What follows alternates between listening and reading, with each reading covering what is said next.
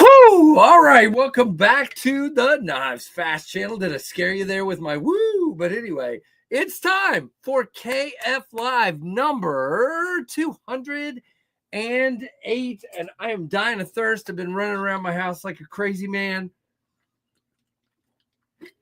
but I'm here. So come on in, like, comment, subscribe, hit that notification bell to all, and let's get started with James Alton and Jim Miller, both channel members, and Chris Warras and Tim B, awesome moderator. Greg Vanderlip, hello, Ed is a channel member. It is jumping, guys. Yeah, let's see, rule number 9, David, longtime channel member. It's going like this. Robo Steva, what's up, man? Good to see you. Daily Knife has been a member for 21 months. Thank you so much. There's Kevin Smith and Knives. Gulf Shores, Alabama. Very nice, man. Kevin Smith, good to have you here as a member as well. Daily Knife, there's your Dalika salute for 21 months. Kevin Smith, 13 months. Thank you all. Dan Kinman has ended his stream and jumped over here. Good to see you. Also a channel member, as is Marco. There is Rick's Knives. John Paul Trujillo is a channel member. However, I am going to say words today. Brian White is a channel member, and our buddy O Father EDC is in the house. Hello, Mr. O Father. I do want to read something real quick. Hold on. There was something O Father said a moment ago, and I never read it because I was running around. So I want to. He just reminded me to read. Yep, will do. I'll do that in just a moment, oh, Father. Thank you. Brown Sugar in the house. Good to see you. Very much. Looks like all the cool kids. There is Aries EDC listening and lurking while sharpening some blades. You were doing that earlier. I saw you briefly. I didn't get to stay in the stream, but I saw it for about 30 seconds.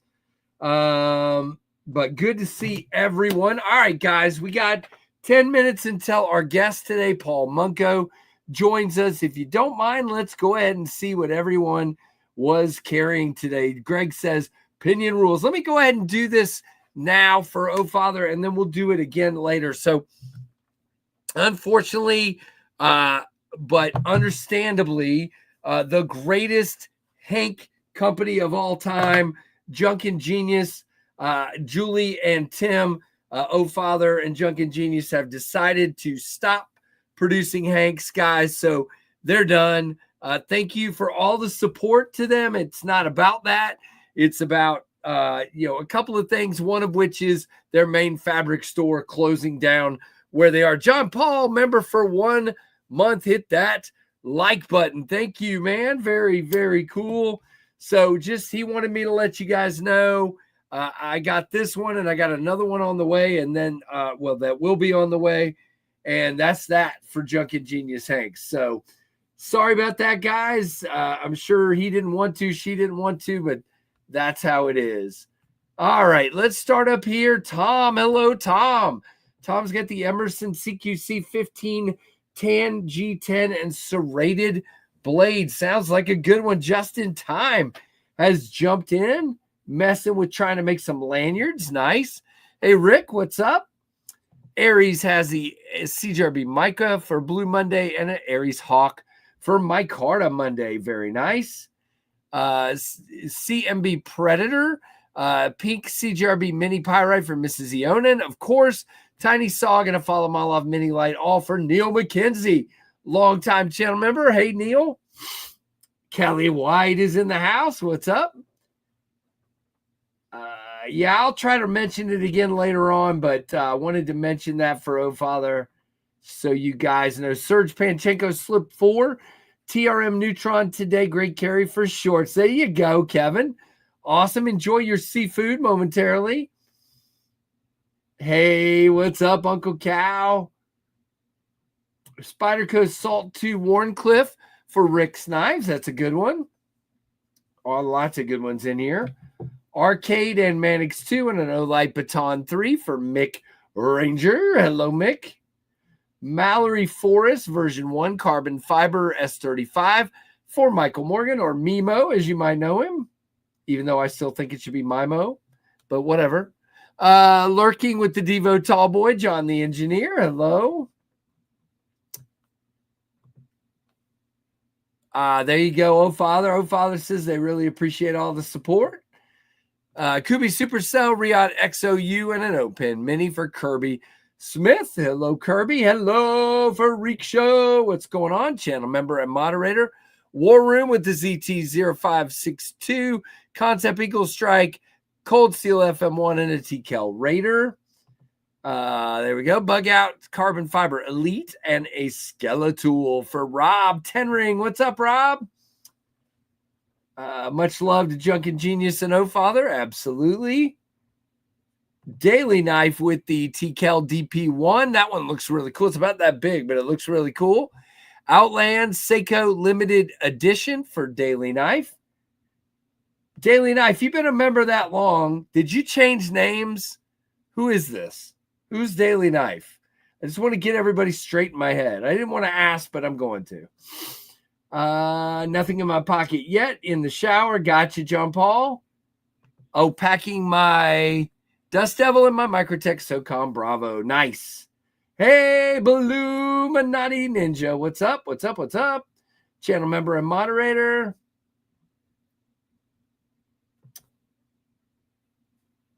Wait a minute. You have a neck woman, Uncle Cow?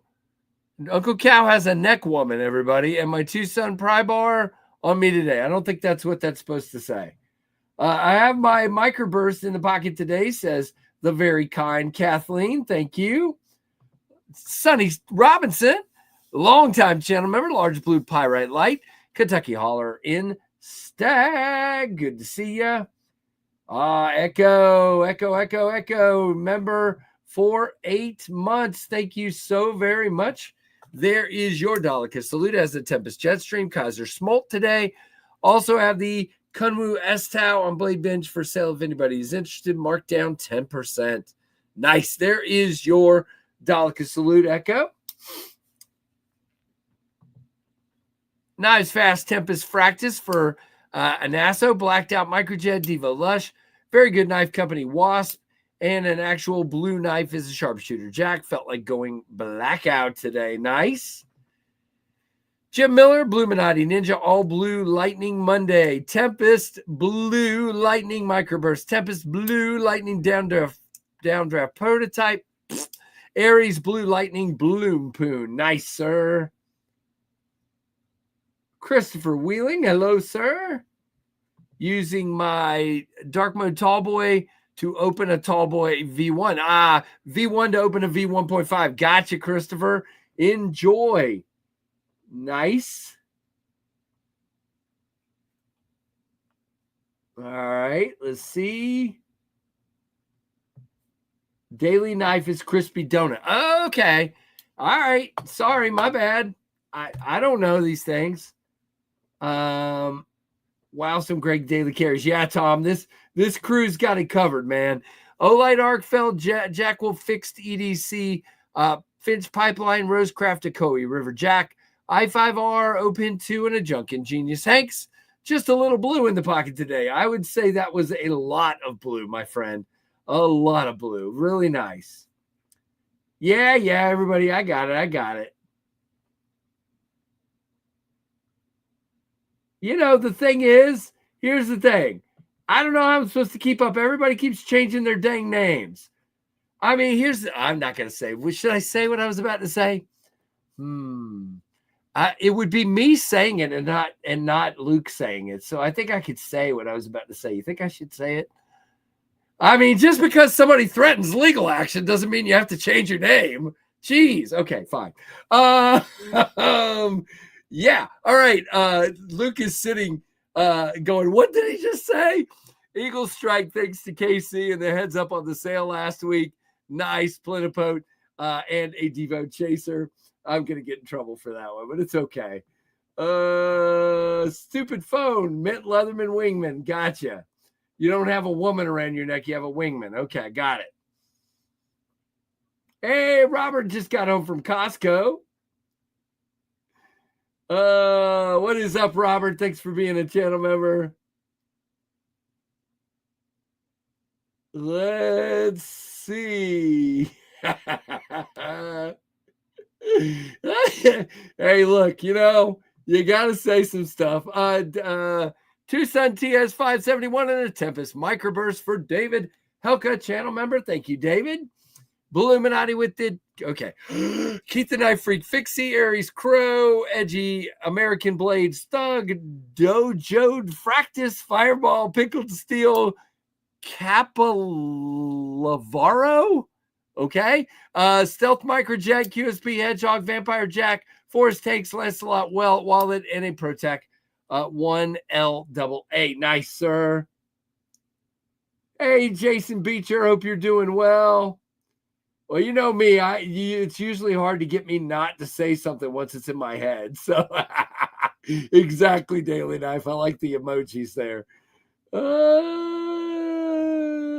Yeah, plug the upcoming news if you got some news for sure. Blue Jetstream and a Blue Bone Hedgehog for Robert. Dang, very nice. Golden Design Knife Works Caliber for Rob H. Nice, Rob. Very cool. No, you always will be, Luke, man. You and Drew are awesome. And no one here is throwing you out of any communities. Jeez, dude. Custom dyed Blue Tempest Microburst and a Hanson Warney XL Midnight Edition for Brian White. Nice. Very nice. David, rule number 9 with the Tempest Blue Pinion, Tempest Blue Lightning Microburst, Case Blue Bone, Large Stockman, Transparent Knives, Guppy, and Arctic Storm, Sapphire, Victorinox Huntsman, Olight, Arkfeld, Ultra, and a rule number 9. Hank, very nice. All right, am I caught up? I think I am. Pins and Pin Blades, hello. It's one of your stickers in the giveaway tonight. Thank you for that. Illuminati, you as well. D. Sharon, what's up, man? Sharp Guy is a Benchmade Bug Out. Nice. All right, so for me today, first knife in the pocket is this guy, the Concept Crew It would have been awesome if they had made the crew in crew wear. I would have been like all over that for some alliteration and fun. But I love the blade shape. I love the feel in the hand. There's a couple of things we're going to talk about in the review, but not bad. Tim B dropping the news. Upcoming Kickstarter with a $20 early bird Outland fixed blade. Very nice. Very cool. Kentucky Hauler Jack and Stag for D. Sharon. Very nice. All right. Next is this guy, the Blue Jig Bone Finch Flint. I love this guy, and I think I've scratched it up. I carry it so much, but whatever. It's all good. But there you go, the Blue Finch Flint. And then third and last in my pocket today is this guy. This is the Jack Wolf Venom Jack in the, I cannot remember the name of this, but it's basically blue marbled carbon fiber. It's not either camo carbon or fat carbon. It's another company, but it is gorgeous. All right, and pins and pin blades with a 2-month member chat. I could do this special chat thing. Also, there's about $5 missing from my bank account. There you go. Thank you, Pins. Appreciate you, my friend. Oh, goodness. Voyage Blade Works upcoming Kickstarter for Tim. Nice. Daily Knife. I'll have to check it out. You know, I love some nice EDC fixed blades. So I'm not familiar with what you got coming, but I will definitely check it out. I can't keep track of what I got going on, let alone what you got going on. I see you, Paul, coming your way just a second. So, guys, we are currently sitting, if you did not know, last night, the channel went over 27,900 last night, and we've had a really good day. We're at 27,932. So I would assume that if you're a regular here, you should know what's going to happen next Monday night. That's all I'm saying. Just come by. We'll celebrate 28,000 subs tomorrow night. Next Monday night. Did I say tomorrow night twice? I think I did. Next Monday night, we will celebrate 28,000 subs because if we're not there by Monday, that's going to be crazy indeed. So we should be there. Yeah, I'd like to get to 30. That'd be awesome. I mean, we will get to 30. I'd like to be there by Blade Show, but we'll see what happens. All right, ladies and gentlemen, without further ado, we are going to bring in a true Renaissance man and a knife designer, really cool dude, designs some killer knives. One of my favorite designers out there right now, Mr. Paul Munko, has entered the chat. What's up, guys? You are muted. There you go. Okay. Am I good now? Thank you so much for the introduction. Oh, I always do really nice introductions. Come on, I got it. Hey, well, hold on. Sharp Guy with the 10-month member chat. Congrats. Thank you. Yeah, we still got 70 to go, but we should be there in the next few days. Thank you so much. There you go, Sharp Guy. Appreciate it. All right. Well, Paul, if you guys don't know Paul, he is, I don't know, Paul, I was trying to run down a list the other day, knives that we should know about. So we've got the Kaiser Mystic and the Mini Mystic. We've got the Bestech Constellation, the Concept. What was the Concept? The Cosmos. Cosmos. The one that's out now. I almost said Comet, so I'm glad I stopped. But there's a Kaiser Comet. Yes. Did I hit everything? And oh wait, I saw another one you posted today. Tell me about that one. Yeah, so there's one that just came out actually last Monday, I believe. This is technically Kaiser as an OEM, but this is my first collaboration with Orbital Knives. You can see their logo right there. So yeah, this is my first frame lock design, which I'm actually super stoked about. Okay. All right. And, you know, I met with Eddie and his team at Blade Show. We had some conversations prior. We have a lot of mutual friends in the industry. And, you know, he let me know that he was working on starting this knife company. He had a couple of designs that were about to be released. And yeah, he wanted to collaborate with me to make kind of their premium additional folder, which was fun because it's actually really different than a lot of things that I do in a lot of ways.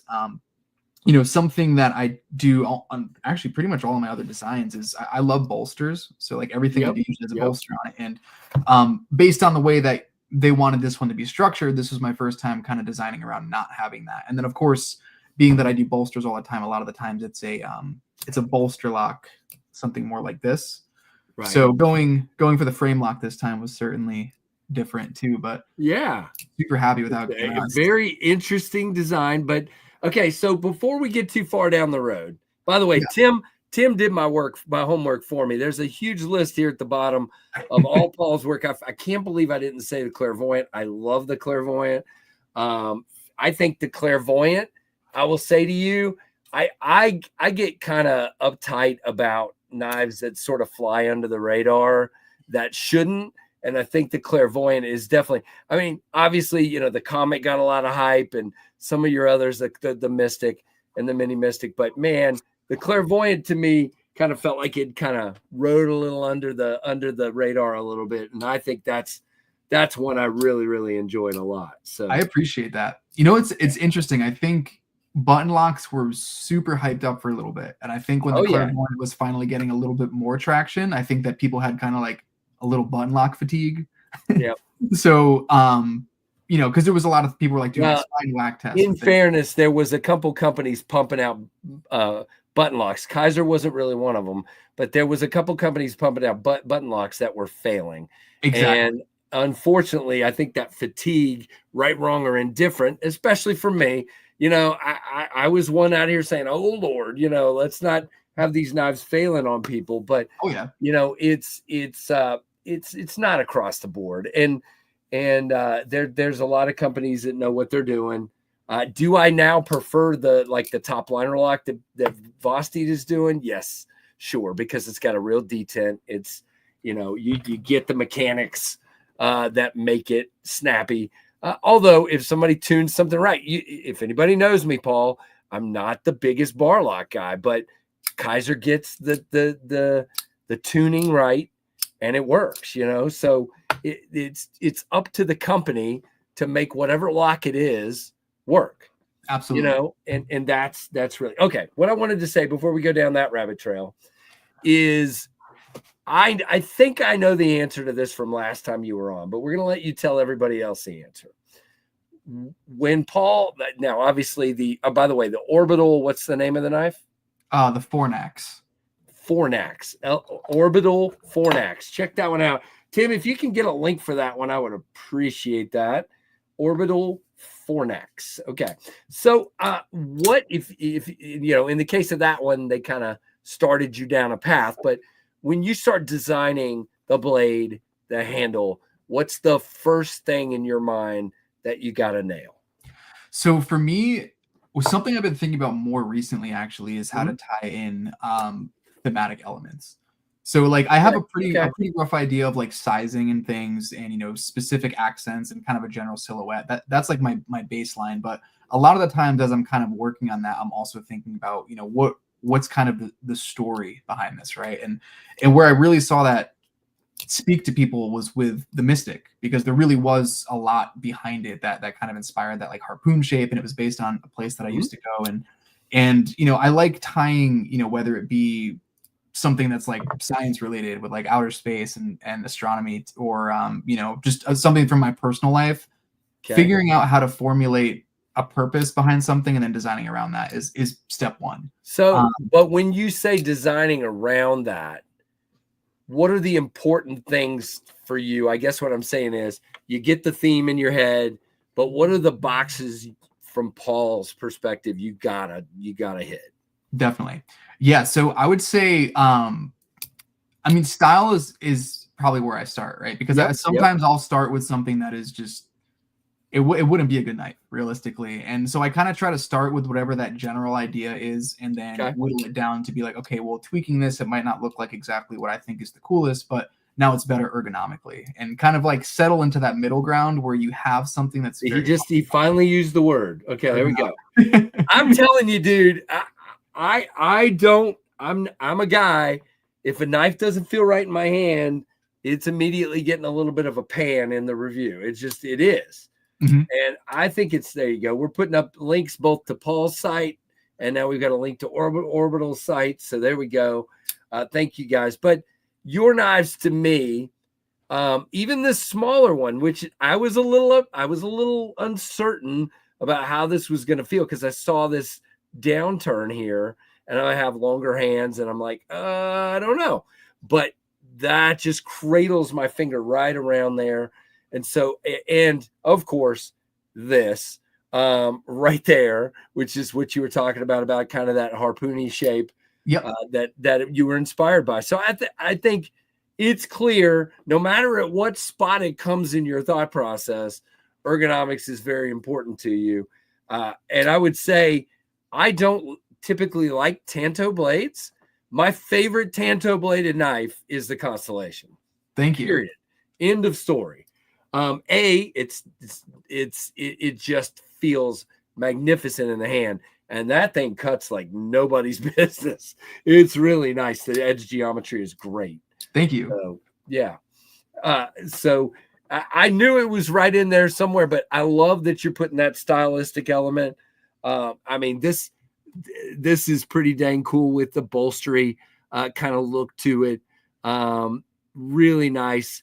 And again, of course, I kind of prefer the size of the original Mystic, but I will say this one fits my hand just fine. And I still have a ton of blade, which is what I love. So very, very cool. Thank you. It's funny. The mini Mystic is like, the normal Mystic is so big that people hear mini Mystic and they think it's going to be this tiny little knife, but it's kind of like the normal size one in a lot of ways. Yep. Yeah. It's I would say there's at least one person in the chat that I know loves really small knives that would actually not call this a small knife. It is 7.5 inches. So for a lot of people, that's not a small knife, which also means it has a right at a 3-inch cutting edge. So so it's a small knife for me.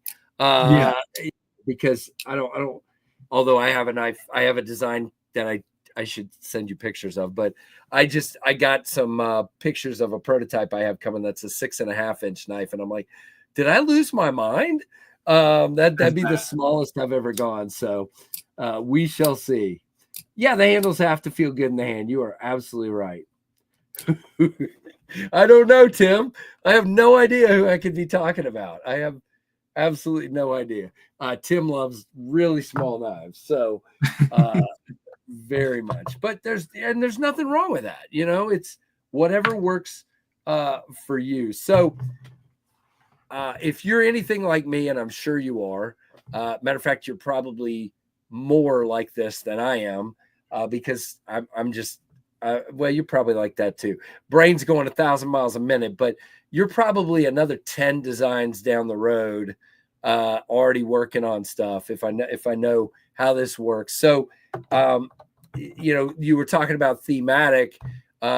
Is there, your blades, a lot of your blades, of course, you do have a tanto, you do have kind of a sheep's footy, or shoot, I don't even know what you would call the clairvoyant shape. It's kind of Nessmuck, sheep muck, I don't know, something. That one was almost like a cooking sort of profile.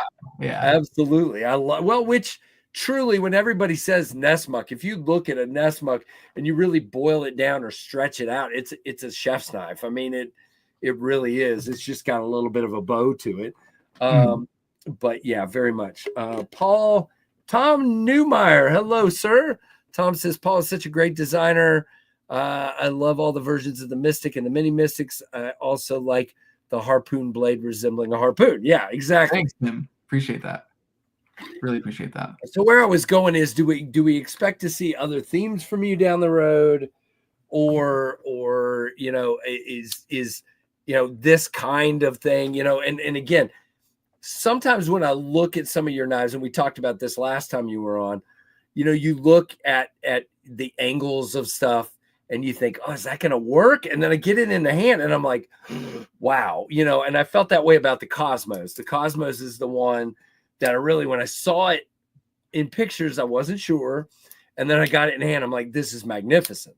Mm. So, it's, I guess, your marrying of these kind of blades and handles, I think, are what makes it so good. So, I don't know. What are you thinking down the road? Yeah, so I've got a few things that are in progress right now, a few things in various stages of prototyping. A couple of them I'll have at Blade Show in Atlanta this year, which would be cool. People want to check those out. But Awesome. thematically, I think the one I'm most excited for is actually I'm working on a slip joint design, which is going to be sort of going back to what I tried to do with like the Comet and the Constellation from a more like gentleman's folder type of design. But it's going to be very musically inspired. And basically the goal is to have my favorite guitar that I have has some really cool exotic woods. So the inlays are going to be like those woods. So I'm trying to really tie in my music thing more with that design, which I think will be cool. That's really cool. Uh-oh, moderators, it happened. He opened the door. He talked about music. I warned them there was going to be Dream Theater talk tonight. And of course, none of my moderators knew who Dream Theater was. And I call me a little uptight about that. I don't know. No, I'm just kidding.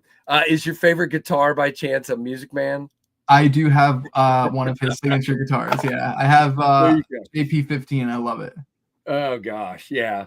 So I it's funny. I had been listening to your style of playing on Facebook for a while and really enjoying it. And then you posted you went to a DT concert. I'm like, wait a minute, why didn't I ever put this together? So very, very cool. Oh yeah, let's ask this question before it gets down the road. Paul, will you have your own table in Atlanta, or are you going to be at one of the OEM's tables? Yeah, so I will be exactly one table over from where I was last year. I just looked at it. I want to say it's 41D. It's in the baller room. It's in like kind of the first row when you walk in through the main double door. I remember where you were. Yep. And yeah, this will be my second year, and I'm really excited because everything I had last year I'll have with me, but I'm gonna have a couple new prototypes, hopefully some new production stuff too, and should be fun. Okay, I'm going to ask Paul a question. Jim, not knowing Dream Theater or knowing Dream Theater doesn't age you. There are plenty of old people in the audience at a Dream Theater concert, right, Paul? Accurate, yes. Absolutely. Very accurate. And it's not the funny thing, at least the ones that I've been to two, there was sort of a mosh pit area and there was sort of an audience seating area. Yep. And there were two different types of people filling those areas. And you can fit in one of those two areas, Jim. It's okay. Yeah, it was a good time. They're really, really.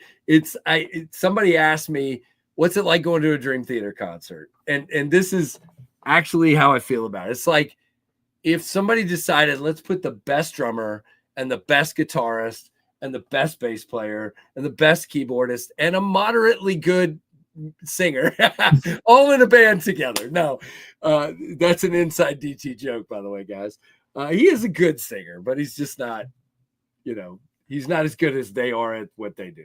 Right. It's I've always found it like with their music in particular, the instrumentation is so interesting and like out there that it's almost like what you want to focus on. And like his voice is phenomenal, but there's just so much instrumentation going on, like little details that like I think that's really it. He gets kind of lost. Yeah. Yeah. I don't know if they played. I will say this. I'll give him some credit. There's a song that most people will never hear on the new album called the Shadow Man Incident. And I don't know if you've heard that one yet, but it's the one about, this 7-foot guy walking through the house or whatever. Basically a kid having a nightmare about a dude in the bedroom or whatever. He's really good in that one. I will give him credit because he has to go to like storyteller mode and singer mode, and it's really good. Yeah, he is immensely talented for sure. Yeah, very much so. We just bust his chops. But anyway, yeah. Paul Munko, any advice for people wanting to design knives? How did you get started? What are your design inspirations? Well, he's shared some of that, but let's see. Paul, what do you advice for someone trying to get started in designing? So I think the biggest thing for me was I started working on projects and becoming friends with a lot of people in the industry not even in relation to knife design. I was doing like stickers and graphics and just a bunch of collaborations and just learning a lot from the people who wanted to work with me on those things. But the biggest thing I learned from that, whether you're doing work for somebody or not, is almost everybody will answer every question that you have, right? So like if you shoot somebody a message and you're like, wow, like how did you come up with this, or like this is so cool, like just about everybody in the community is a really good person, and there's a wealth of information that people like to share. And then really I just keep drawing things. And then if you have something that you have, you feel extremely passionate about, you're like, this is really interesting. There's you go to an OEM's website, there's email addresses that you could get their contact information. If they like it, they will pick it up. You even have, I know Kaiser does something really cool where they do a competition in their Facebook group where they have a bunch of people submit knife designs and the community votes, and they actually end up making whatever the top one is. So that's a really cool way that they've introduced kind of getting into knife design. I like the caveat. I like the caveat they put on there this time around. That was funny. Is if you've ever had a knife produced, you're not qualified. Right. And there were people apparently last year that were putting their name in there that already had one produced, and I'm like, Yeah, right. And I think that's totally cool, because I think what makes it so cool is that anybody who's not already sort of doing something in the industry has the opportunity. So stuff like that's really cool. But I think really, talking to people, asking questions, going to shows is huge. Like going to actually talk to the OEMs at their tables, and if you have an idea, show it to them. Yeah. That's how I ended up collaborating with the Best Tech. I had like 2 designs out at that point. I think it was the comment and the clairvoyant would be the first 2, and they were like, yeah, that looks really cool. And then I emailed them after Blade Show, and like we just started working on the project. So that's really networking and just shooting your shot really is what it comes down to. No doubt. And I would say this, and again, Matisfaction asked Paul to answer, but I'm just going to throw my 2 cents in. But my thing is, if you get turned down, go to the next company. Don't give up. There are 2 companies that have yet to accept one of my designs. And I'm not going to throw anybody under the bus, so don't ask. But although I think I've done it before, so some of you know. But it's a style thing, and if they're looking for a certain thing at a certain time, and then I turned around and sent the same designs to another company, and they went, bam, we'll take it. And I'm like, okay. So it's just, do they need designs right now? Do they need your design right now? Whatever it is that you've done, have they just done 5 sheep's foots and then they don't want another sheep's foot, or whatever. It's so don't give up. Just keep trying. Exactly. And I'd be curious to know what your thoughts are on this too, because I feel like 2023, maybe even more so 2024, like companies were putting out a lot of designs, like a ton. I feel like way more than way more than it. Yeah, it's the volume is insane right now. It really is. Do you see that staying that way, or do you think companies are going to become more like focused on models going forward? I don't see, and I've said this for a while, I don't see now. Okay, let's talk about paces. Okay, I think Kaiser's going at a pace that's insane. 5, 6, 7, 8 knives a month. Now what Kaiser has going for them is they don't quite do as many variants as some do. So if they come out with a, Munko designed, star, whatever we're going to call it, something, they might have 2 or 3 versions of it. Whereas, Concept almost always has 5 versions of a knife, or somebody else, does whatever. So but I don't see how some of these companies can keep up the pace. It doesn't compute. And I guess what's going to happen, Paul, is if some designs don't really sell well and they sit there on the shelf and they've got them, and then they have to sit here and clearance these things, then they're going to slow their roll a little bit, and they're going to go, okay, wait a minute, we got to be a little more selective. But what I love is that they did this at a time that allowed to get more community designs out there, because what was happening was you had 5 or 6 big name designers, 6 or 8, let's say. And then you had a bunch of Civivi making everything that, just was an in-house Civivi knife that looked just like the one before it. or Kaiser doing the same thing. No offense to any of the Kaiser designers. They're great. Azo's great. No offense to you, Dong. You's doing great stuff. But when you put out that much, when you put out that much volume, it gets hard to be original and different. And, you know, and so I think they're going to have to slow down just a little bit. I don't know. That's my guess. You've already seen Best Tech slow down, in my opinion. Best Tech went from pumping designs out to very slow right now. More focused. Yeah. Yeah. Feels that way. It's interesting. Yeah. Well, see, no, don't get me wrong, Kathleen. Okay. Their first run is what I'm talking about. When they first came out with the Militaw, there were 2 or 3 versions. And then the Militaw sold in 1.2 seconds. So then, yes, then they're going to come out with every variant known to man. Same as CGRB with the Pyrite. They came out with the Pyrite in 2 or 3 versions. They sold. They came out with more. They came out more and more and more and more and more. So, yeah, I mean, you're going to double and triple down, of course. But yeah, I think the original Militaw was released when I think it was the same month the original Mystic came out, if I'm not mistaken. And there was only one version of there still is actually only one version of the original Mystic. Show that one real quick. So, and that one's, is that 8 or 8.5 inches? To be honest, I don't even remember offhand. I believe it's 8.5 if I remember. Yeah, look at your hand. It's about 8.5. I would get. Yeah, I would guess. Yeah, it's a big one compared to where's the mini. Let's see which mini he pulls out here. There you go. So yeah, it definitely dwarfs. So it's probably 8.5 and 7.5. That's what it looks like to me. They debuted the Mystic and the Militaw on the same live stream. Very good memory, Neil. Yep. Nice. Welcome, Neil. And I also saw Kelly in here and Titanium Justin. A lot of new people hopping in. There's 88 folks in here. So thanks, guys. If you do have questions for Paul, I will shut up and let him answer. I promise. I came over to your table at Blade Show and got to meet you in person. And just Paul to me, guys, is, you know, there's a lot of us old heads in the knife community. It's nice to meet such a young guy. There's a bunch of young designers right now, and I think it's super cool. I'm not going to be able to do this forever because, yeah, I'm old. But at some point, you got all these awesome young designers coming out, and I think it's super cool. So appreciate that. Yeah, absolutely. I like your stuff, man. Can we get a mini Mystic in Rex 45? Well, that's a Kaiser question, really, right? So how much input do you have in materials with Kaiser? Let's hear that.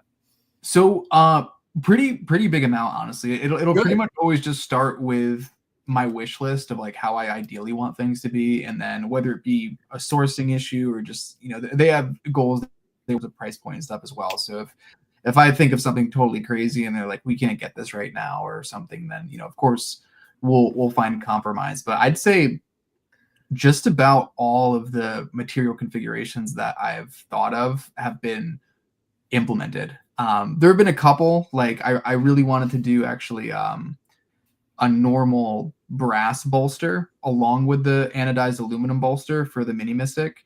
But there was some weight concerns and things with that. So I was like, I get that. But, you know, beyond like little things that are totally logical, and I honestly just take their word for it because I know that they know what's best for that kind of thing. Yeah, I have a lot of say in that. So that, though, for example, the Mini Mystic is something where like I would love to do that. And ideally what I want to do is do a Mini Mystic where it's, you know, basically this exact configuration with the linen micarta and the titanium. And I want to do one with the clutch lock, and I want to do one with a bolster lock like this, but just smaller, and Rex 45. That's like main goal with the Mini. That would be really cool. That's awesome. Yeah, I've gotten some say. It just depends on the company. You know, steel wise, I have one coming up later this year that I got a really good say on the steel, and I wanted to do something. I've done kind of the same class of steels. I wanted to do something kind of wild and different, and this company was very open to it. So I'm looking forward to that one whenever it happens. And Supposedly they're beginning production on it, so it won't happen by Blade Show, but that would be nice. That's awesome. I do have the concept. They picked the steel, but I kind of got to pick the materials, the inlays and stuff like that on the Thunderhead that's coming out May-ish is what they're saying. So, Nice. matter of fact, this is not one of the variants. I don't know why I'm showing this one, but it's the one that I happened to grab out of the drawer. But yeah, very I like that cool. inlay a lot. That inlay is cool. Thank you. Yeah, there are people that have given me a hard time about it going all the way out the front like that. I dig it, but I get it. A lot of there are so many inlays today. Let me get the one. This is a variant that's actually happening. And so yeah, I just think it gives it a really unique kind of look. And I deliberately didn't have it go out the back because of the clip, but there's a lot of inlays that are just, an oval on the scale. I wanted to do something a little bit different on that one. So I am so looking forward to that one. Yeah, no, that I think that looks awesome. And kind of going back to how much volume is just coming out everywhere. Like you really do need to think outside the box and think of something that's going to be different, right? Something that is going to stand out amongst a lot of things that are very similar. And that was another thing with this too, with the Fornax actually. So this inlay, one of the reasons I do bolster locks a lot of the time is because I like that symmetry. And you even with what you just showed, like you have that symmetry of the inlay on both sides. Yep. And one of the things that was stopping me from doing a frame lock was like, oh, I'm going to lose that, right? Because I have to do, if I do a full inlay here, I got to do the little bar on this side. So I tried to create something that sort of like mirrors the shape of the clip a little bit on this side. So like it looks like it's intentional. Gotcha. Yeah. But then on, the opposite side, it doesn't feel out of place, right? Because it is kind of this small inlay. You kind of have a big slab of titanium, but I tried to work around that by adding like interesting bevels essentially to, the top and the bottom there. And just trying to make inlays unique, I guess. I like this comment here, Paul. This guy's very knowledgeable. Reminds me of a young Paul Munko. Titanium Justin asked a good question. I'll get to it in just a second. What was the thing? I was about to ask you something, and now it went out of my brain. Daggone it. All right, we'll ask Justin's question, which was, how does the deal typically work? And again, you can share as much or as little as you want. Do you get a portion of the sales, or how does that work in the agreement? Or are you just selling them the design and you get a payment for the design? Or I know my answer, but you can give yours. So yeah, totally. So I know there's some companies out there that are giving just like a one-off payment for designs. Right. I don't think they're any of the ones that are like the main big companies that you see out in the industry. Most of the times you'll be working in a percentage type arrangement. So you get a small percentage per unit sold. Of course, if there's subsequent variations of that design, then you'll get the same percentage of that one. Yep. It's very, very straightforward. Of course, that's the route if you're licensing, or you could do what I still hope to do someday and pay for a whole OEM production, and then they're your brand and things like that. Or you could do both and be completely insane. Yes. Like some people. So I'm waiting for the downdraft now. They say they're almost done. So that's the Warncliffe, my first Warncliffe. These are coming soon. Excited for these. I love that to come. Thank you. Definitely my style of design. A little basic, but a little kind of pizzazz up top there for some nice thumb grip there. Hello, Trevor. Everybody, Trevor is in the building. What's up, Trevor? Go ahead, dude. Does the milling that you have on that scale, is that like following the actual shape of the behind the blade on that? It's very close. It was cool. It would have to be closer to the pivot to make it match. The blade doesn't come quite that far back, right? But the shape is similar. Yeah, I didn't quite want it to come. I wanted it to look more like a bolster, if that makes sense. But definitely my little thing there. Yeah, no, that's cool. Something different, and I like what it really is supposed to be is sort of, circling all, to look like you're continuing that circle. Exactly. That symmetry.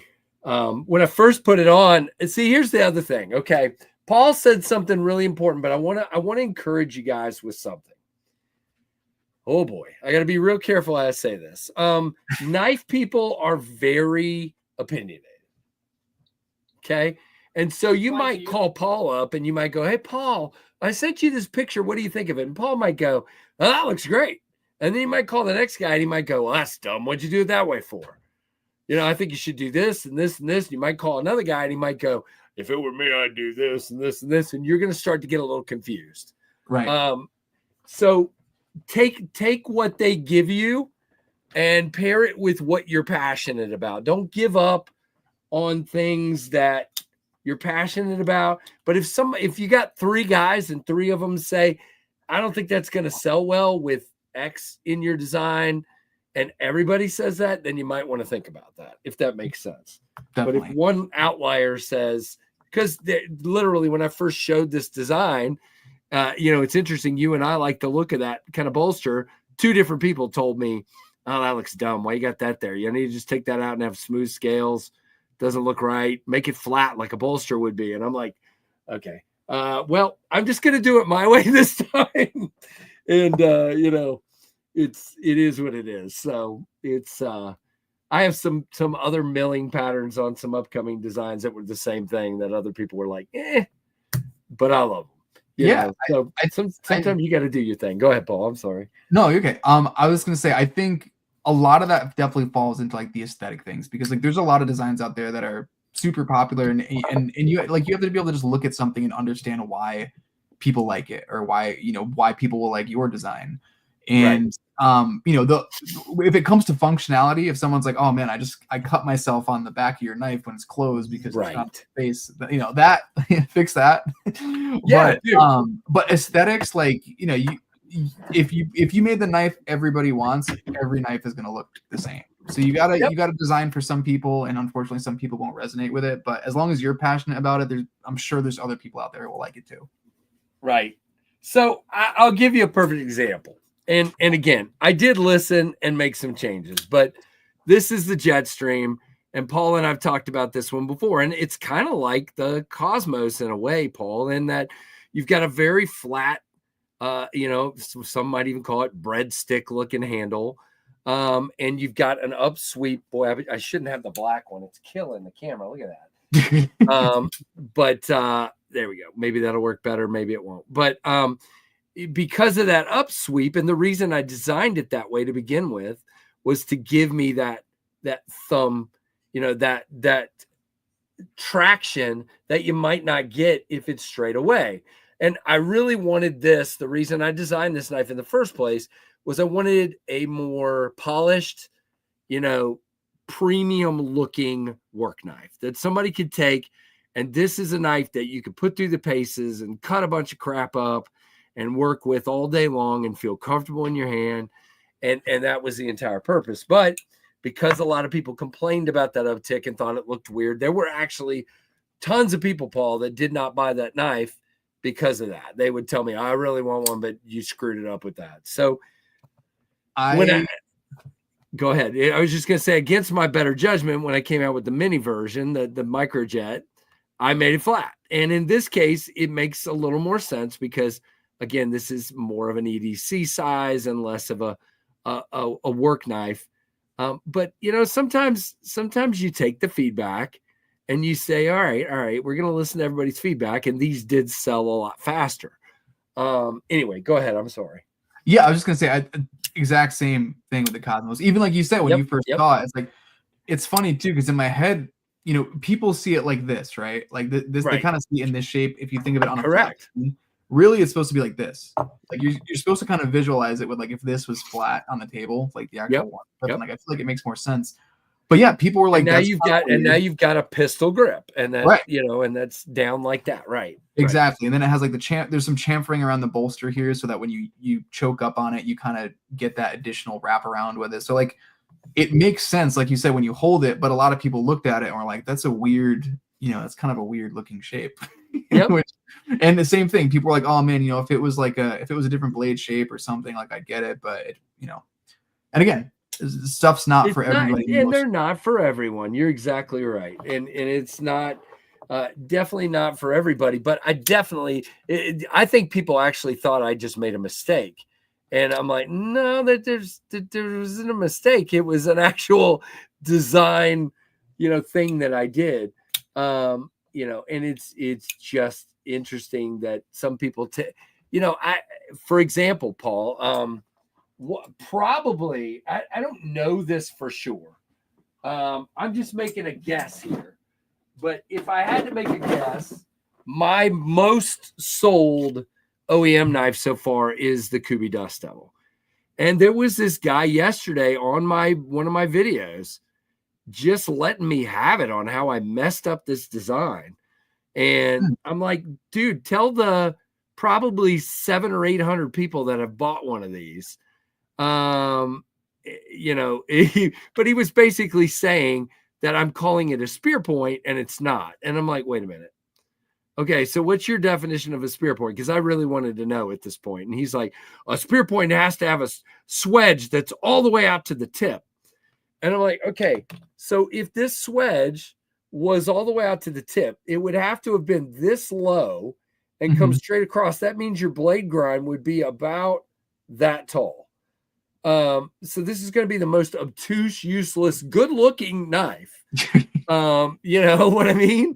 I said sometimes you gotta design something that actually does the job, and so I thought that was interesting. But it's really interesting because again, a ton of them have sold, and this one guy just thought he would let me know that it's the worst looking design he's ever seen, and I'm like, okay, all right. Yeah, that's crazy. It's just, and that's another thing too, is like I feel like a lot of knife designs at this point are a modified X. It's a modified sheep foot. It's a modified worn clip, whatever it is, because again, you want it to just kind of be your own thing. So you got to make those little changes and I'm just going to write modified on everything I do, because then I can just say, look, I modified it. All right. It's like a cheat code. Yeah. So okay. See, now we're going to start the spear point versus drop point debate. Look, here's the thing. I agree. It does need to be in the center, especially if you have a pivot. It needs to be aligned with the pivot. It needs to be 50-50. I get that. It's important. Now, could you as easily call this a drop point? Sure. Go for it. If people want to call it a drop point, it doesn't matter. But I still feel like it's a spear point. But it is what it is. It is a great throwing knife. You are correct. I throw this thing more than I do anything with it. So I know I get in the weeds. All right. So Paul, now I know you're a designer in your real life, but you're like a marketing kind of, designer of ads and that kind of thing. Do you think that had a big play in, especially because I like how you, my first design was, of course, designed after the P-51 Mustang, and you designed after, something you're passionate about with the harpoon and the whaling stuff. So does that kind of marketing slant play a huge role in what you're doing? I would say definitely. And for a few reasons. I think a lot of the opportunities and a lot of the friends that I've made initially in the industry by doing that type of work with like illustrations and things definitely helped, right? And how it helps me going forward is I'm really into photography. I do like product photography is something I do at work a lot too. So being able to kind of take that into something that I'm passionate about and do my own high quality imagery and things definitely is definitely helpful. And of course, then there's just that sort of, base level knowledge of like the programs that I use that help make designing things a little bit easier. Sorry, I heard voices. This is Trevor. Trevor, what are you doing? My dad's messing. Okay. All right. Well, you were down here making noise. I was just grabbing chicken. Grabbing chicken. All right. Have some chicken. All right. I love picking on that poor guy. He didn't know what to do. Guys, so if you have specific questions for Paul about his knives or comments about his knives or anything like that, please drop them in. I know I missed some earlier, but there was like 23 comments at once, so I kind of missed a few there. So let's spread them out a little bit. And Asa, the answer to your question is the deep freezer is in the basement. Is that okay with you? I like his design, the Constellation, because it has aspects I normally don't like in a knife, but I really like it. CB says it perfectly. What do you tell us about the Constellation? I saw it at Blade Show first, and it came out just as good as I remembered it. Tell us more about the Constellation, or show it if you'd like. Yeah, please. So the Constellation was, I don't know if it's like obvious as it is to me, but the Constellation was in a lot of ways like a spiritual successor to the Comet. And you know, it was in a few ways, right? Like the Comet is a very, kind of like you said before, it's like a kind of stick like, right? Like it's very flat. It has some curves going on, but it's very, you know, I get plain in that regard. Normal, yeah. Yeah. And so I wanted to take that, you know, basic idea of like this size sort of gentleman's folder, but then add, you know, some of the different types of like contours and things that I've been putting on design since I came out with the Comet, which was my first. So like you could see little pieces of different things, right? Like the bolstered area shape is kind of similar to like the Clairvoyant with that cutaway at top and things like that. And then you know, if you look at some of the kind of like swooping aspects of the handle itself is kind of like relaying back to like the Mystic and things. So I kind of wanted to like take my first design and upgrade it with everything I learned through the other designs, essentially. That's cool. Yeah, Ash, well said. Very well said. If you're happy with it, there are still people out there that will support you, and that's what's important. Yep, 100%. Absolutely. Yep.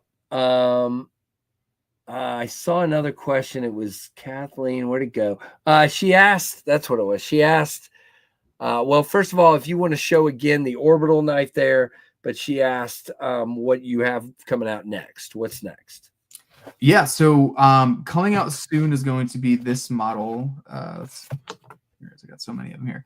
So this is the Quasar, and this is a prototype. So there are some changes. One of the biggest ones being this hole here is going to be more sort of in line with the actual curvature, so it gets a little bit wider towards the back, so it'll just look a bit better. And then there's going to be an actual choil here on the blade, so you can kind of choke up a little bit more. But yeah, so this is with Concept. This is another crossbar lock design, but I haven't seen many crossbars that actually have like, you know, a hole as opposed to a stud.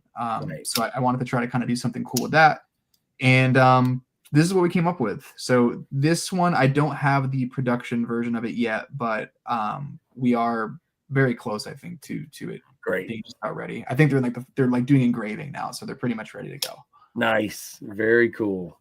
All right, real quick here. Hold on, I'll come back to that. Paul, I'm going to need you to go ahead and have Kaiser put out a titanium Clairvoyant with a button actuated compression lock.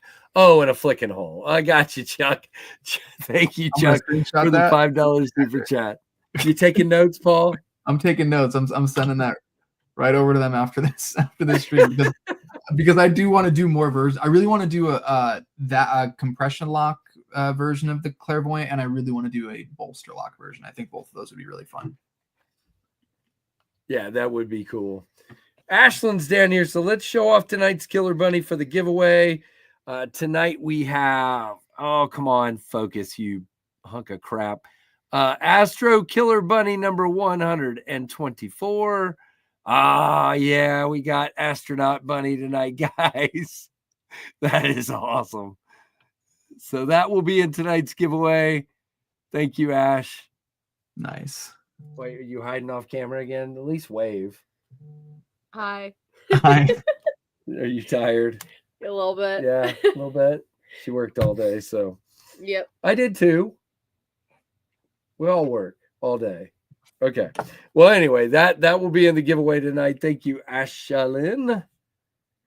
All right, Paul, you were finishing your thought about what's coming up. The Quasar, that looks really awesome for sure. Thank I you. love that blade shape. It's cool. Yeah, it's a very usable blade shape for sure. It's really tall, pretty crazy grind on it. Gets super thin. So Very cool. Yeah, with that'll that be a fun tall. one. Yep. And then there's a few that I don't have prototypes of yet, but I have like a couple collaborations with other designers that I think will be really fun. That I'm excited to announce, which will be cool. Nice. And yeah, and hopefully just some new versions of existing things too. So that and some new designs, and then hopefully at some point I'm gonna have the courage to OEM something and actually just put my name on something. But Yeah, Paul, don't be afraid. Again, there's no chance. Okay, no chance. Now I'll give you a little caveat to what I'm about to say too, but there's no chance I could have got started had I not done a pre-order for my first couple. yeah, And so these folks helped fund those, and they're the ones that let me kind of get to the point that I can actually buy knives and keep going. I think pre-orders are fine, Kickstarters are fine, as long as at some point you wean off of those. I think if you just kept doing pre-orders over and over and over and over and over and over and over and over and over and over and over and over in infinitum, people would get sick of that at some point. yeah. Unless you're certain people who just have the ultra popular knife and people don't care. They're going to pre-order it anyway. But in most cases, they would like to see you come off of a pre-order at some point. Yeah. So Right. How much? That's the way I would look at it. Definitely. How much time do you put into the more like, I guess, admin stuff as far as, because I know you have to do like your own QC and then shipping, and there's a lot to it. Okay. So Paul, I don't sleep. No, I'm just kidding. I sleep, but not enough. But if you could see this room right now, you would know exactly what I'm talking about. So over here, there's boxes with warranty knives from each run that I've done. There's Microjet there. There's Pinion there, Microburst there, Jetstream, Fractus. There's boxes over here with all that stuff. But the way it works is that at least now it's different than it used to be when we did pre-orders. When I did pre-orders, we did it all at once. And I still, to this day, have no clue. But we used to literally QC and then turn around and do the shipping all at the same time. And that was nuts. At least now it's to the point that I get them in, we QC them, we take pictures, we put them up and set a date, and then we've got 2 weeks, and then we have to spend a whole night. I'm fortunate that I've got really good friends that help me come QC, and I've got my family that helps me do the shipping. Nice. If I had to do it all myself, it would be absolutely cuckoo crazy. Yeah. And to be honest, I probably have the worst website provider for what I do, but I've heard horror stories about some of the others, and mine leaves me alone. I know some of these guys, sometimes their credit card charges will get blocked because they'll go, "You're selling weapons," and mine just leaves me alone. So I don't want to change it. I just wish, Kitty in the background. Exactly. Kitty. Very cool. Hey, Geo Knife, welcome to the chat. Very cool to have you here. Still looking forward to checking out one of your knives at some point. Definitely, very, very much so. So I will tell you the biggest thing, Paul, is so you've got that day or two of QC. You've got then you do the drop, and now you've got to print out this big list. You've got to print all the labels and buy all the labels. So that's kind of the big one. And then for about 2 weeks after they go out, no matter how meticulous you are, you're going to end up with a few things that have to be dealt with. Every once in a while, we send somebody the wrong color, the wrong colorway, which is just ticks me off to no end that, but it's been me or somebody else or what. It just happens. Right. Or somebody that, decides immediately to take it apart and clean it, and they strip the screw out or, whatever. And that's why you have extra hardware and those kinds of things. But it does tend to be a lot. But once you're a month or two past a knife dropping, there's not a lot going on. There's it's more now getting ready for the next one. So I've been ordering shipping boxes.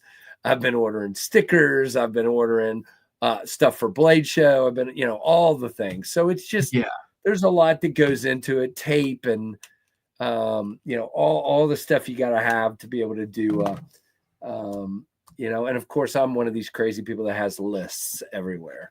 So it's like, I got to check off all the boxes and everything. Right. So hey, Dale Lane, welcome. Go ahead. When you get like a certain quantity, let's say you get like whatever it be 50, 100 per, do you like keep X amount of them so that if you do need to like take pieces or like send somebody replacement, you just don't list them all, obviously. Yeah. Yep. Yeah. So here's the way I do it versus the way some do it. Okay. My way is I keep more than I think I'm going to need for warranty up front. I do the drop, and then a month or two down the road, if I've literally only had 1 or 2 warranty cases, I'll sell about half of what I've kept back and keep the other half. So in this case, let's just say there's 100 of a variant. I will have kept 10 of 100 usually, and for warranty. And then a month or two down the road, I'll sell 5 of them. And then I'll end up with 5 of that variant. And it also depends, Paul. I have to make decisions in my head sometimes. So let's just say I get a couple that fail QC in a color. Do I want those couple that failed QC, depending on what reason they are, to be a warranty knife, or do I need to keep an extra one on top of that? Does that make sense? Right. Yeah. And it just depends on why it failed QC. And to be very frank and honest, Freak Show, back me up and help me see if I'm right. But 90% of the issues that I have kept back have been what I refer to as lockup issues. So for me, I am kind of weird about early lockup. I can spine whack these knives. For example, I have more of my microburst still sitting here. I can spine whack the crap out of these knives and they're not going anywhere, but they're right on that edge. And so I keep a bunch of those back just because, I eat them. And I've sold a few at shows and shown people, hey, look, this has a really lockup, and I'll do a spine whack for them and show it's not going anywhere, but I've knocked $25 off of it. You want it, know, and we'll do that sometimes to kind of recoup the money. So, but for most of the time, it's pretty set in my head how many I'm going to keep now. And if you get ready to do it, dude, just ask 1,000 questions. I'll answer them. Lefty will as well too. I'm sure Kevin would. And I don't know if you know him, he's kind of crazy, but yeah, absolutely. Yeah. So it's and sometimes Freak Show, my buddy that comes up, he'll say I'm a little too picky on some of them. And every once in a while he will actually take a knife apart and tune the lock bar a little bit and get them where I'm happy. And then I'm like, all right, this one's perfect. We'll sell it, and it's, I tend to be a little, I don't know, whatever the word is, a little too picky about it. So, but it's fun, man. It's a lot of fun. Yeah. Jim says, ask Colin. So from Devo Knives, ask Colin, not Kevin. Exactly.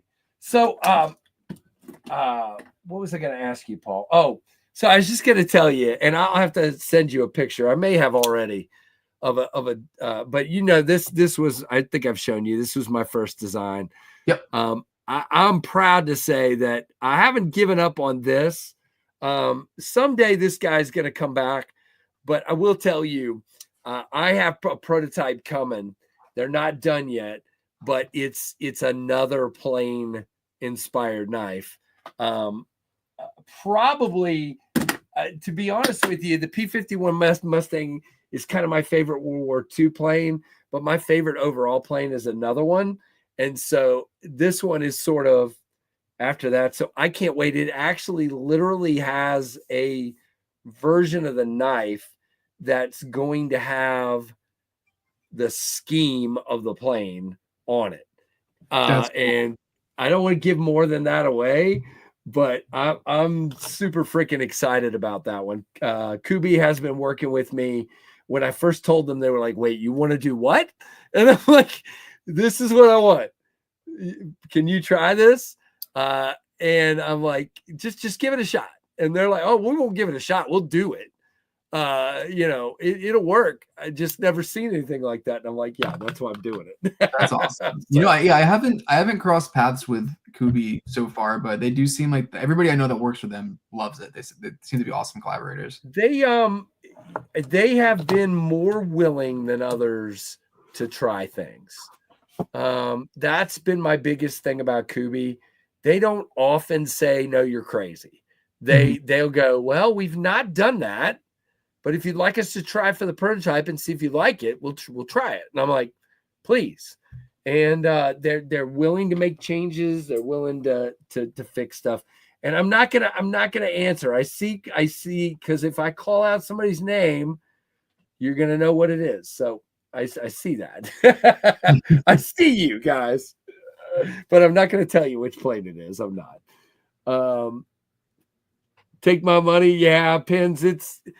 I'm pretty excited. My mods have seen it, and it's pretty dang epic. So I'm pretty excited. Yeah, Kubi has done all of my OEM knives except the Fractus, which was done by Concept.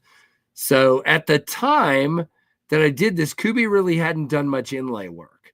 And so I really wanted this inlay. And Concept was like, well, we'll nail that out of the park. And I'm like, yep. And so they did this, but Kubi's done every other one of my knives, my OEM designs. That's awesome. And they've already released 2 collabs, and we have a few more coming. So yeah, Kubi Munko knife. We'd like to see that, of course. If Paul's ever interested, I'd gladly hook him up with the right people. So yeah, that'd be awesome. Yeah, they would love to check out some of your stuff. That'd be really cool. I'm sure. They already are working on a few of mine, so there's room for you. I'll back away for a little bit. How do you decide when to license and when to OEM something? So in this case, it's weird. So I'm just going to show you something. I've shown this on the stream a few times. This is my book. It got to the point that I was overwhelmed. I had a few too many designs that I liked, and I knew it would take me several years to get to them. By the way, there's plenty of designs in here that haven't been done yet because they didn't reach the mark. But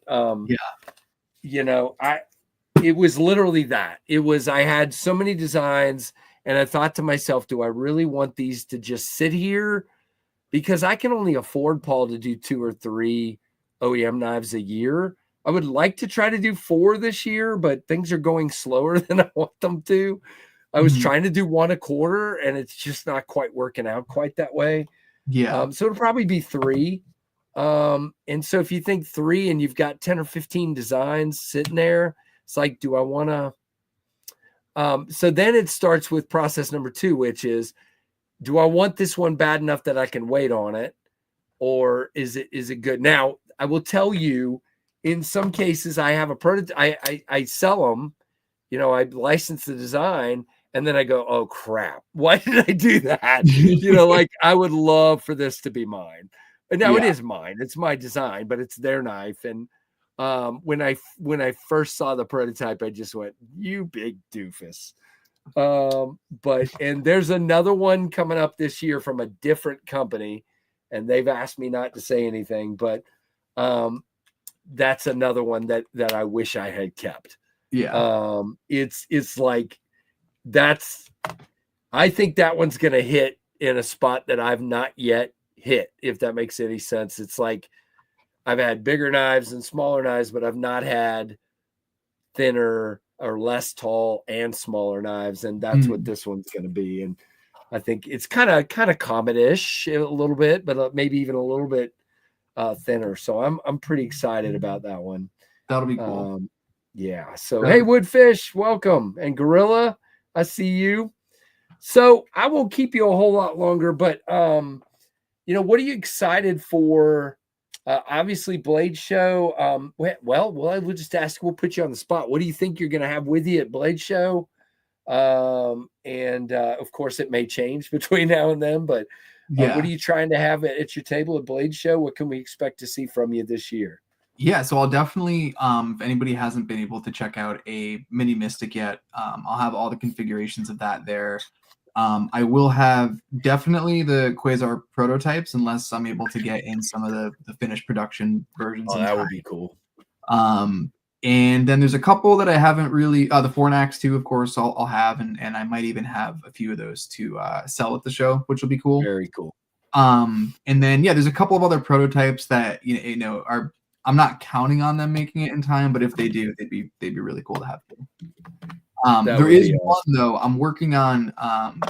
We might have discussed them before, but on like the art, colorful fill side of things that I do, I'm working on my next collaboration with Northern Knives with one of those mod projects, and we got really custom and interesting with this one. And ideally, I'm going to have one of those to let people check out at Blade Show this year too. That would be really cool to see in person. I'd love to see that. I'll definitely be coming by your booth and we'll do a little video or something. But yeah, please. I'm trying Freak Show and my son Trevor basically run the booth, and I'm just there because people want to see me and I feel I'm a control freak. They are trying to kick me out more where I can do more video. Walk around and do more video and I'll do my best to get around and see everybody. You were asking about Kubi. What's cool about Kubi is at my table this year, I'm actually going to have the Kubi Supercell, which is my design, and the Dust Devil, because they don't come to Blade Show. Kubi has never been at Blade Show, so they allowed me to buy these at a dealer price, and I'm gonna sell. I've got a whole box of Supercells and Dust Devils to sell at the show. That's awesome. And so I'm pretty excited about that because it gives me another something to show off and sell. Because these are almost gone, and the Dust Devils are pretty dang close to gone. Wow. They've done 2 runs of Dust Devils, which is pretty stinking cool. Yeah, no, that's really awesome. Yeah. That's that'll be awesome to see more facets of what you're doing, like the mod work and that's cool. That kind of stuff is awesome. Yeah. Thank you. It was funny because last year, I had all of when you were at the table, like all my designs have like my shelves that I'll be bringing this year. But then I just had my glass display with all of like the mod work, and like those ones are like the one of ones that I have, so I don't like let people touch them. But that is what drew people 100%. People will go past all the production knives and just be like glaring at that wooden box. And I was like, all right, I should probably have something people could actually like look at and pick up and stuff this year. And I think ideally, it's not definite, but I think we're going to try to, if not at Blade Show, I think around when Blade Show happens, we want to try to open up that ordering window so that people could check it out. And if you're interested, you can get on the list for one there. Now, I have another suggestion for you for Blade Show. Now, the Blade people probably aren't going to like this, but you need a guitar and an amp. You just need to do a little concert for us. Right now, they would probably be like, "What is happening over here?" Right? Sometimes, cool. And it may not be as bad this year because I was beside Devo last year, and it got pretty ruckus around the Tempest and Devo booth last year. It was like there were a couple times it was like 40 people just standing there congregating having a party. And I'm looking at Trevor and Freak Show going, yeah, Blade's going to be over here any minute to tell us to break it up. And they didn't. They never did. It was pretty wild. That's awesome. That happened a few times. It was awesome. Very cool stuff. So, guys, any last questions for Paul? Because I'm going to let him go shortly. Dude, I admire what you're doing.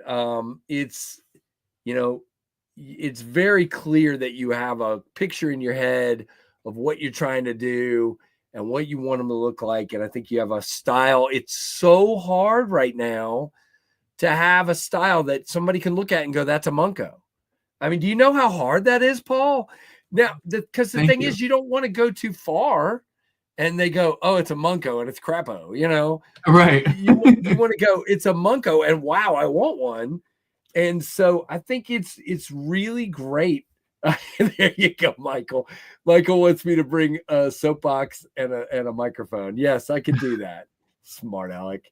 Michael McCoy, hold on. Let's not miss Michael. Happy birthday, Mike Jernak. Nice. Happy birthday, Michael. Thank you, Mike, for your Daleka salute, for your awesome super chat there. Paul, thanks for coming on the channel, says Steve. Very cool.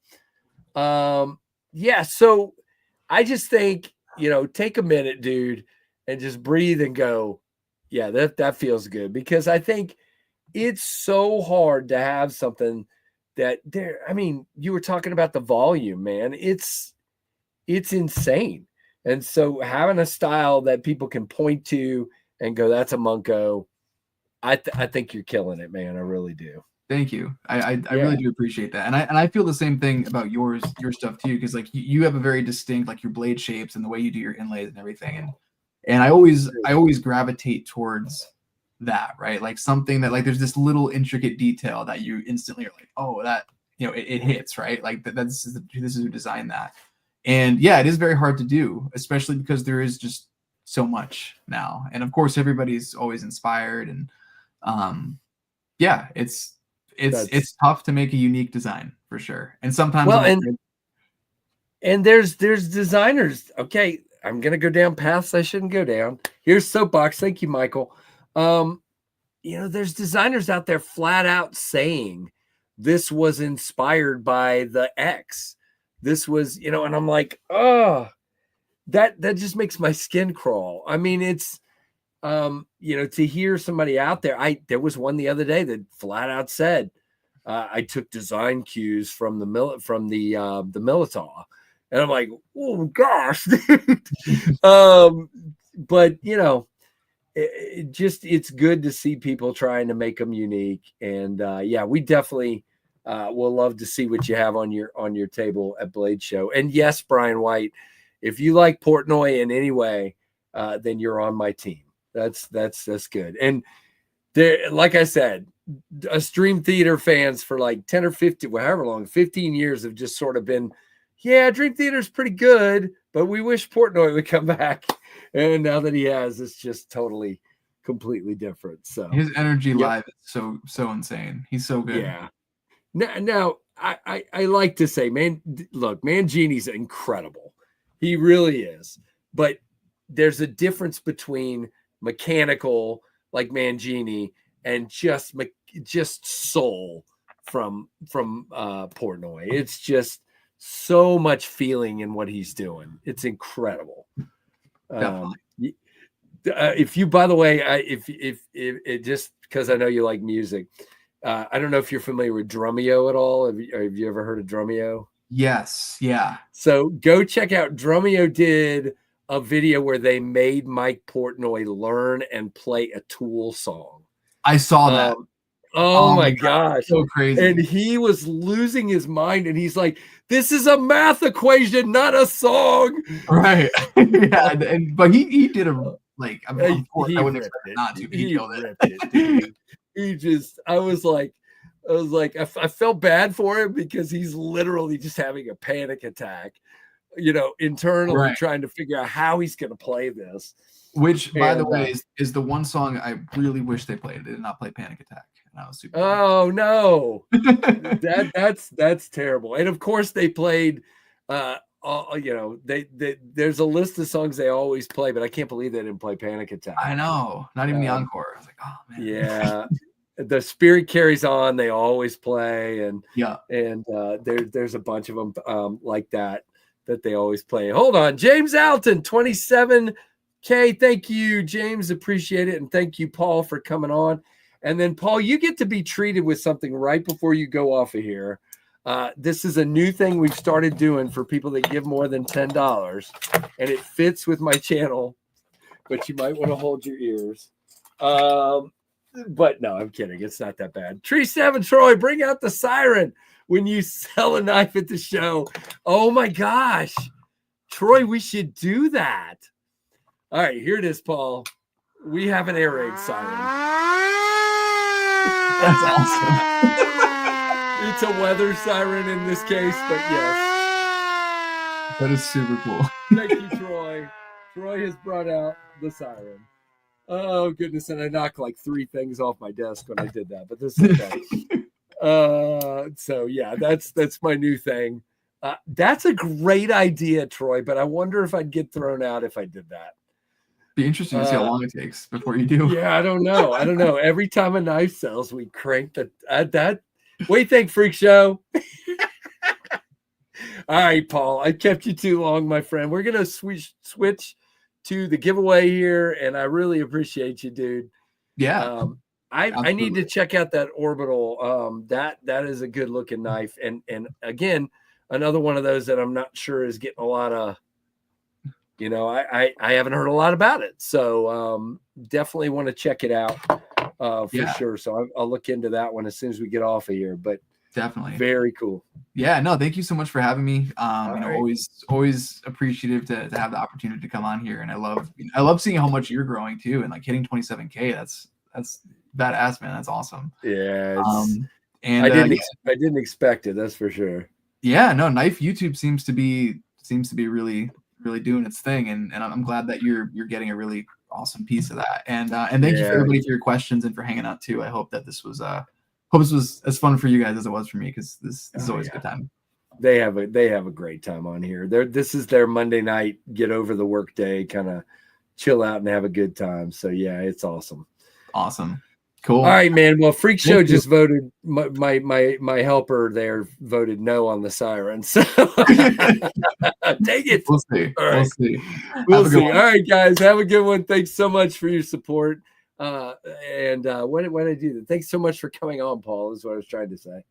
All right, let's move to the giveaway. Give the Munko cat some pets for me. There you go. Sorry, I missed that before he went off. All right, we're going to move toward the giveaway, guys. I don't even remember what I have back here. So let's clear some space. And, might want to put some stuff away. There's literally nothing in this case, but there will be very soon. There's 4 knives in there. All right, here we go. Oh, gosh. I literally have too much stuff over here. Okay. Well, I appreciate that, Tom. Thank you very much, man. I try. Spring break. You want spring break, Gorilla? Man, I want some spring break. That sounds like fun. What's a spring break? Exactly. Knowing how, as a guy who's been a youth leader, knowing what the younger generation is like, look, he deserves a break. He's a teacher. He deserves a spring break. All right, here we go. Let's see what we have tonight. Ooh, I got 2 nibs over here. All right, let's see. We're going to show what we've got, and then we will go from there, okay? That's cool. All right, so first we have our giant bag swag, and we got to find, what did I do with the bunny? There it is. So here is the Astro Bunny that Ash brought for us tonight. It's trying to focus on my hat. There we go. Astro Bunny. All right. And here is Butter Knives Fast number 197. Signed by our buddy Trev. I will tell you how to get in on the giveaway in just a second. It goes pretty quick, so stick around. We have all kinds of stickers. We have Knives Fast and Tempest. Yes, we have a Robert Feely Ugly KC one there. We have some Bluminati Ninja. We have some Twisted Sis. We have a Bluminati Ninja. I think one of the 2 I have left. Patch. We have Big Red EDC. We have Pins and Pin Blades. We have O Father. We have Zach's stuff and a DSKFS holographic sticker. Woohoo, woohoo. We have a TRM Three Rivers manufacturing notebook and a whole bunch of like Blade Binge stickers and SMKW and all that kind of stuff. Okay. We have a Compass Shark multi-tool from our buddy Tim B, who buys these and has them sent to the channel. Compass Sharks and shoot, why am I going to forget the tool along boats? But this is a Compass Shark. And then we have a keychain by the awesome Kelly White, who is in here as well.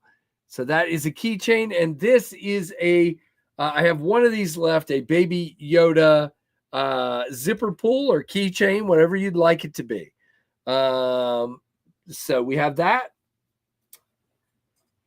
All right.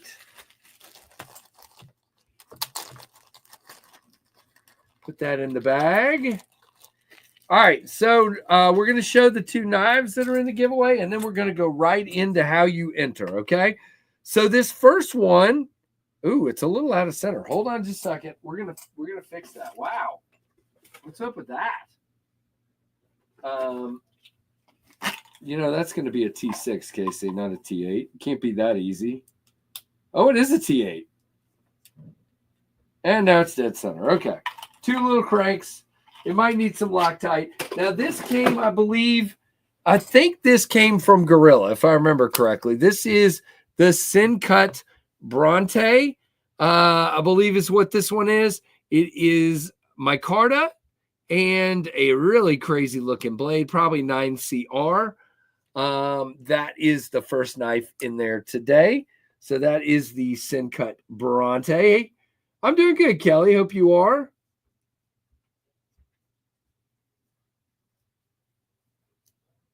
Christopher, I'm just showing the knives. Sin Cut Bronte is the first one. And the original, also given to the channel. Trying to like catch up on some of these and not just sit there with some of these in the drawer forever. This is the original Devo Growler, the Growler V1 in black micarta. Very cool. There you go. The original Growler. So there we go. Those are the knives.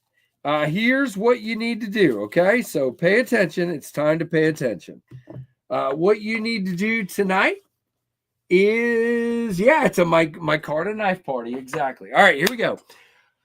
Number one, I will put up a hashtag on the screen. You need to enter the hashtag exactly like you see it. That means capitalization wise, that means spelling, that means everything exactly how you see it on the screen. Okay. I'm going to take my earbud out now. It is starting to hurt my ear. So you need to put it up exactly like you see it. You need to have a U.S. mailing address. I will not ship to addresses that aren't in the U.S. U.S. mailing addresses only. Again, just saying it again, I will not ship outside the U.S., so do not enter if you do not have someone who will ship it to you or you do not have a U.S. mailing address, okay? And then only I will put the hashtag up. You have about 2 minutes to enter. I will draw. You need to be here when I draw so that you can get your instructions on what to do and prove that you are still here in the account you entered. Please only enter in one account. If I think you're using 2 or 3 or 4 accounts, you'll be disqualified. Okay? There's your rules. I hate rules, but people always try to abuse it. So you have to. Hey, Dan, Stan. Hey, JR. You guys are hilarious. Will B is here. Good luck, and don't forget to hit that like button. All right, 118 people in here. So let's get this party started. All right, let's remove that, and let's present this. Here comes, wait, not yet. All right, here comes your hashtag. Bam. All right. So there you go. Enter it at your will. You got about 2 minutes to do that hashtag thing. It is 9:25. So at 9:27-ish, we will draw. All right. There's all the Munkos.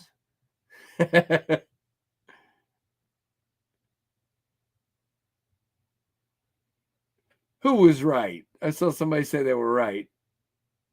Am I too easy to figure out? That's funny. 118 people in here. Let's see how many entries we get in the 2 minutes. We've got 75 already. Nice. By the way, I always say this. If you win, I would appreciate it if you would send me the email that I'm going to explain to you right away, because it helps me to be able to get it ready, because I work in the office all day tomorrow and we'll be going crazy. Oh, hey, thanks, Paul. Appreciate you, dude. You know, I enjoy having you on. It's fun to just chat and do that. Hey, Terry. There you go, Paul. There's your Daleka salute for your $2 super chat. Appreciate that. Nice. And there's your name all over the screen, dude. Munko. All right.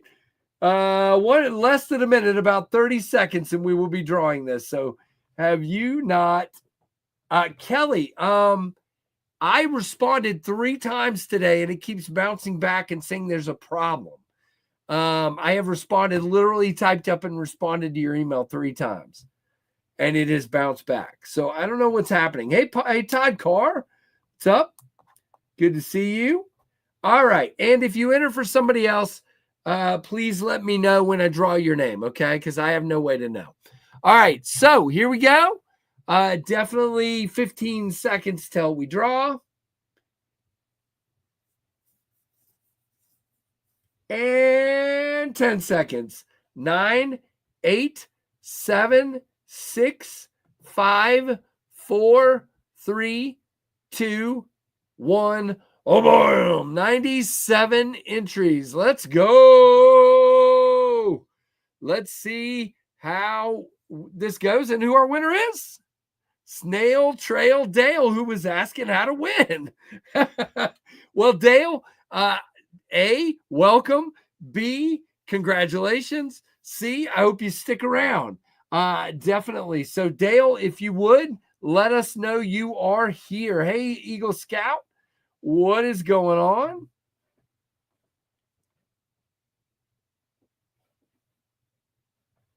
Snail Trail Dale. No freaking way. There you are. He's here. Really cool, Dale. Congratulations, Dale. What you need to do, and Tim put it up and it flew off of my screen. So let me backtrack here. Oh, where'd it go? Where'd it go? Here we go. Tim B says, email me at knivesfast@gmail.com. Dale, here's what you need to do. Just send me an email. Give me your screen name, which is Snail Trail Dale. Then give me your real name and your mailing address. And then if you could, just if you're on your phone or whatever, do a screenshot. Or if you're on your TV, take a picture of, you know, your name on the screen. And then send all that to me, knivesfast@gmail.com. It just helps me to prove so I don't accidentally send it to the wrong person. Okay. That's all that's about. Hey, Colleen, what's up? Good to have you here as well. Thanks to everyone. What? Wrong Dale? What do you mean? Oh, I see what you're saying. Wrong Dale 1. I got you. I'm sorry, Dale Lane. Maybe you'll get it next time.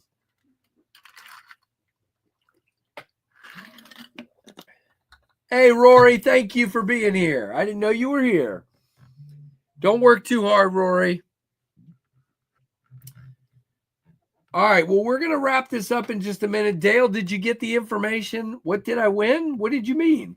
You didn't see me show everything? Oh, come on.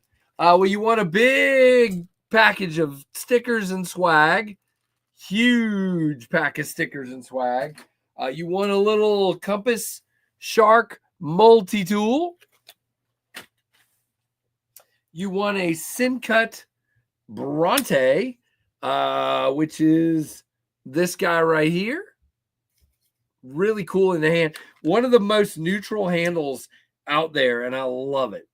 Love it, love it, love it. Compass Shark. Do, do, do, do. I don't even know how that goes anyway. There you go, Rory. Well, thank you very much. You're always here. I know. I just didn't see. I'm sorry. When there's a guest on, sometimes it's a little harder. Matter of fact, I will tell you guys next week. It's just gonna be me, and we're gonna celebrate 28K. I know some folks were saying 27 earlier, but we are literally about 70 subs away from 28. So next week we will be celebrating 28. See you, Woodfish. Thank you. And then you won the Devo Growler, if I can talk. The Devo Growler. Nice. So that's it. That's what you done won. So if you send me your email address and it's in the U.S., then it will be headed your way. How cool is that, Mike Jernak? And happy birthday to you, man. Mike, thank you for being here. Hope you channel members enjoyed the little special video today. I apologize that I haven't been as faithful on the early release stuff lately. My life is cuckoo. But at least I got to do that extra video. And I hope you guys enjoyed that. I'll try to do more stuff like that. You know, JR, it just doesn't feel like it right now. Everything's kind of slowed down. I think 29 by Blade Show is a little more likely. But, you know, weirder things have happened. So I would love to have 30 at Blade Show. That would be amazing. Shoot, if I think we're trending that way, I may have some shirts made up that have like knives fastened on the back, 30K or something. You know, I don't know. Nah, that'll be crazy. Forget it, because there's going to be channels there to have like 100 plus. So forget it. Thank you. So again, Rory, next week, no guest. I'm not sure about the week after that yet. There's somebody I want to ask for that week. And then on the April 14th, we'll be back around to Ben from Jack Wolf, who hopefully won't be sick that time and can actually come on. Dale, it's a screenshot of, like, if you're watching the channel on your phone, okay? If you back out a little bit, you'll see like the video with like up top me, and then down here you'll see Knives Fast and your name and all that stuff. Screenshot that.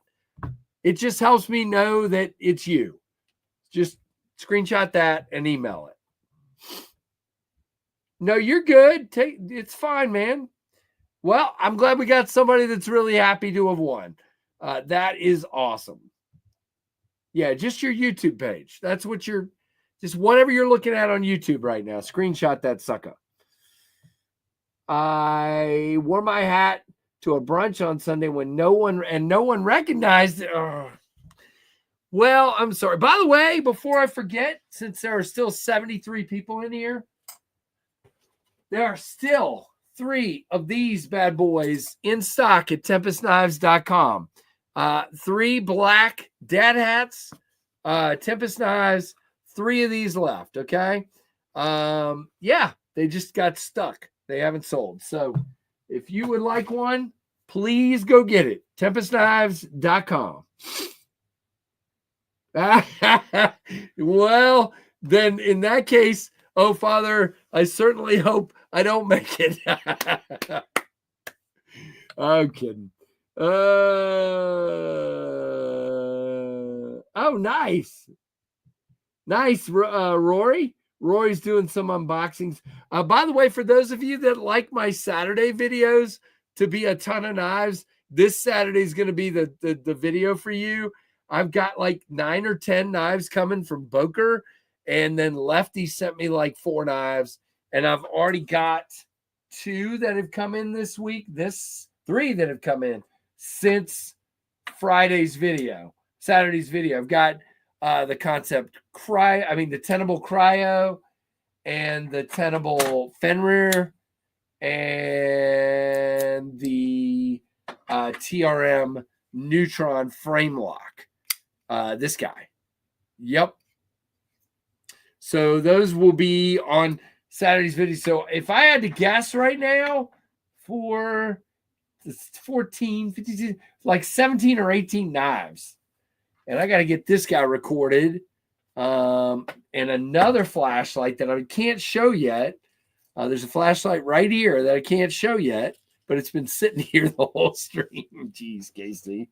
But I got to get those videos recorded in the next few days. So that's cool.